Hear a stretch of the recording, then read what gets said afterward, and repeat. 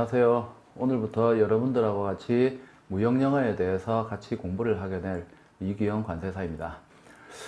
자, 무역영어. 이 무역영어를 하기 위해서는 영어만 잘한다 해서 여러분들이 쉽게 점령할 수 있는 그러한 과목은 아닙니다. 가장 기본적으로 무역과 관련되어지는 실무 내용을 모르게 되면 전반적인 부분에 대해서 이해하는 것이 어려울 거예요. 당연히 일반적인 영어 실력도 갖추고 있어야 됩니다. 굳이 토익 점수가 990점, 900점 이렇게 높은 점수가 아니라 할지라도 기본적으로 영어와 관련되어지는 기초 내용이 없다라면 사실은 접근하기 힘든 과목이죠. 그래서 과목 이름도 무역 영어죠. 무역도 알아야 되고 영어에 대한 기본적인 내용도 알고 있어야 됩니다. 일단 기본적인 전제 조건은 여러분들이 영어와 관련되어지는 기초 문법은 다 습득이 되어진 상태라는 전제 하에서 우리가 이 과목에 대해서 여러분들이 학습을 진행을 하셔야 됩니다. 그리고 아무리 영어를 잘한다 할지라도 무역과 관련되어지는 전반적인 내용을 모르는 경우에는 무슨 말을 하는지 전혀 알 수가 없어요. 실제 이제 차후에 우리가 국제 협정들을 하게 될 거예요.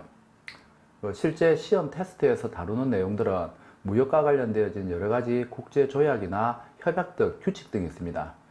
이런 부분에 대해서 얼마나 이해를 하고 있는지를 테스트를 하는 거예요.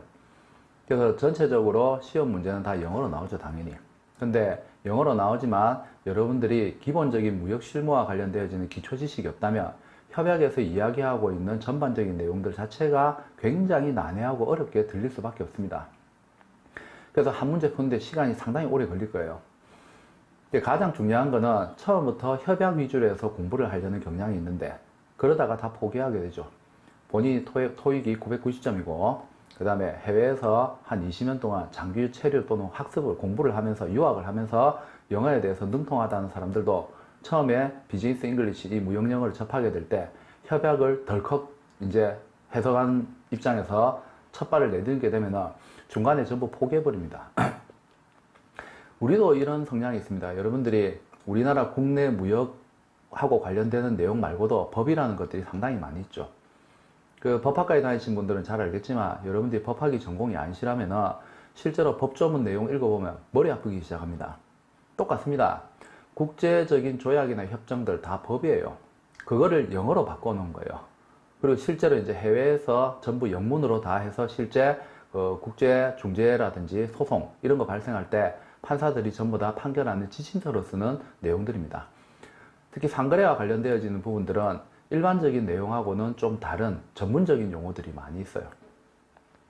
그래서 무역하고 관련되어지는 기본적인 내용을 모르는 상태에서 접근을 하시게 되면 상당히 어려운 부분이 될 수밖에 없습니다. 우리가 상법을 지금 읽는다 또는 이제 민법을 지금 읽고 있다 라고 가정해 보십시오. 얼마나 답답하고 어렵겠습니까? 우리말로 되어 있는데도. 마찬가지죠.